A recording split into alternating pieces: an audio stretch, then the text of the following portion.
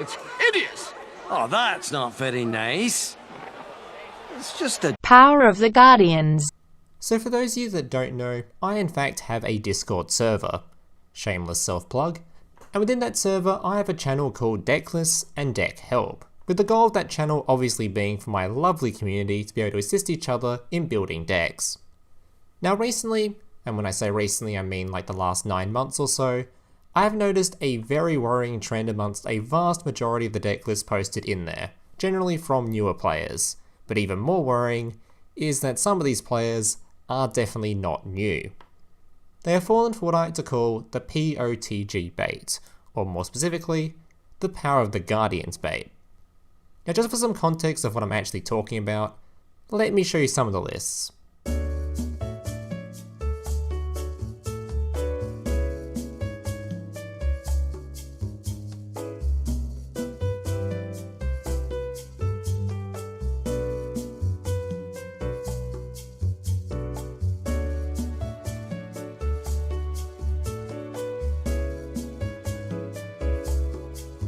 Now first of all, I just want to point out that I didn't gather these screenshots over the last few months. All of these deck lists were posted within the last 10 days. Obviously, most of these deck lists are extremely janky and do need a lot of work, and if you're watching this video right now and your deck list looks similar to something like these, where you're running way over 20 cards, have a ridiculous amount of one-off single cards, no real archetypes being used, I highly suggest watching my deck building guide, which should help fix some of these underlying problems. But these issues are not what we're focusing on today. If you take a look at all these deck lists, you'll notice they have one singular thing in common. Power of the Guardians. And if this was enough evidence of this plague spreading throughout the community, just open up your Duel Studio, click on deck lists, submit a deck list, and search for Power of the Guardians, and just browse through all the decks posted here. Or even just check the most popular cards in the game, and you'll notice the Power of the Guardians is in there. And this is taken from Platinum Plus. Now my problem isn't necessarily with brand new players using this card when they have absolutely nothing else, and I mean nothing else. My problem is when this card seems to become an addiction, and you start running it permanently in every single deck you create. For example, these deck lists here. Now, unlike the last decks I put on the screen, you'll notice all of these are a lot more standard. They follow an archetype, generally use 3 copies of staples, all have 20 cards, but for some reason, they all still have at least one copy of Power of the Guardians in the deck. Now if you spend enough time or money into this game where you have all the ultra rares and SRs used in this Blue Eyes deck, and you're still choosing to use the normal rarity spell card, Power of the Guardians, it's time for an intervention. Now a few of you guys might be looking at the screen right now and be thinking thoughts like, this doesn't apply to me. Power of the Guardians is a great card. I've won the last 15 games in a row with it. This guy is talking out of his ass. The card is amazing. Alright, if you're in Rookie, Silver, Gold, even Platinum, I bet the card is working wonders for you. But my hope is that you guys are all aiming to eventually climb to the top. And at the top, let me just go through the most popular cards at the top, that's Platinum Plus, and tell you guys what cards actually counter Power of the Guardians. Alright, now this is a list of the top 50 most popular cards in Platinum rank and above currently in Duel Links. You can find this list for yourself in game, it's just under popular rankings in the Duel Studio.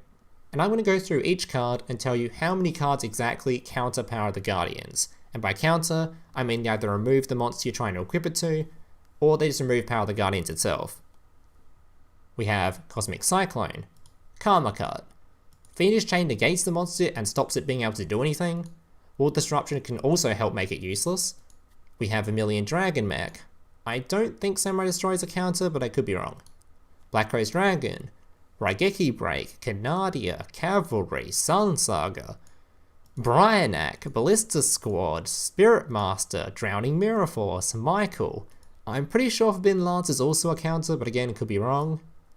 Galaxy Cyclone, enemy controller can steal the monster you're trying to equip it to. Navigation, we have Circle. Spirit of White. Lady Every, honestly, and this is just the top 50 cards, there are a lot more counters in the game. So where should you be playing Power of the Guardians? There is only 2 decks you should ever be playing the card in, at least for now. Red Eyes, and Morphtronic. This is because Power of the Guardians is actually a pretty good card, for an equip spell. Arguably, it's the best generic equip spell we actually have in Duel Links. So if your deck is based around equip spells, this card is actually perfect. Red Eyes obviously use Slash Dragon, which can turn any equip spell into negate fuel. So not only does Power of the Guardians provide protection for your Red Eyes, as soon as you equip Power of the Guardians, you now have access to a negate for any targeting effect. Morphtronic may be a pretty bad archetype, but if you do plan to run a deck built around Power Tool Dragon, which is designed to pull equip spells from the deck, this is a good example of a deck where Power of the Guardians should be played, as Power of the Guardians is one of the better targets for you to search for. Now these might not be the only two decks you can actually use Power of the Guardians in, as there might be some other equip spell decks I'm forgetting in the game, but in general, Power of the Guardians should only be used in decks based around equip spells. I don't want to hear arguments like, oh, Cyber Dragon can stack this card multiple times a turn, or my boss monster doesn't have a whole lot of protection, so this keeps it alive. Stop. Disruption back row and removal is 99% of the time better than this card. For example, that Chimeratech Rampage Dragon. That card would not have to stack your Power of the Guardians multiple times a turn if your opponent is already dead, since if you're able to use a removal spell or trap, your opponent won't actually have any monsters, and this card will just OTK without Power of the Guardians anyway. Not to mention, if you had removal, your Rampage Dragon won't just get Floodgate Trap Hold on summon. And as for the my boss monster needs protection argument, the best protection is not letting your opponent summon Slank that can dick your cards in the first place. So how about we run Slank that stops your opponent from synchro summoning, rather than trying to keep your boss monster on board after they have already summoned the Sun Saga, or at the very least run a card that not only protects your monsters, but also puts the Sun Saga in a spot where it's a lot easier to deal with, or just deals with it completely. Now I know a lot of you are new to the game and therefore don't have access to all the best disruption in the game just yet, but I'm telling you right now, there is a ridiculous amount of disruption and removal in the game, and not all of it is expensive. Memory Loss, Special Hurricane, World Legacy Clash, Bad Aim, Ultimate Providence, Parallel Twister, Double Cyclone are all cards that are available instantly with one purchase of a structure deck with gems. On top of that, we can go even cheaper. Enemy Controller, Spiritualism, Debunk, Windstorm of Attackwa, Curse of Anubis. All these cards are examples of great cards that are available via Level Up, Card Trader, Ticket, or Drop Rewards.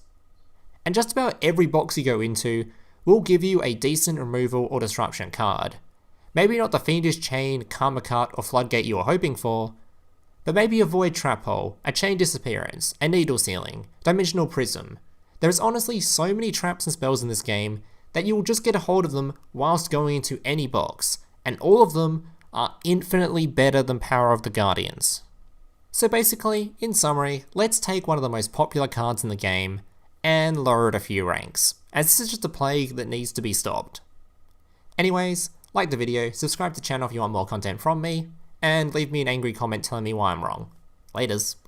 Hey, big brother, can I watch SpongeBob? Shut up, Mokuba. I'm busy flagging YouTube videos to compensate for the fact that I have an extremely small penis. Oh.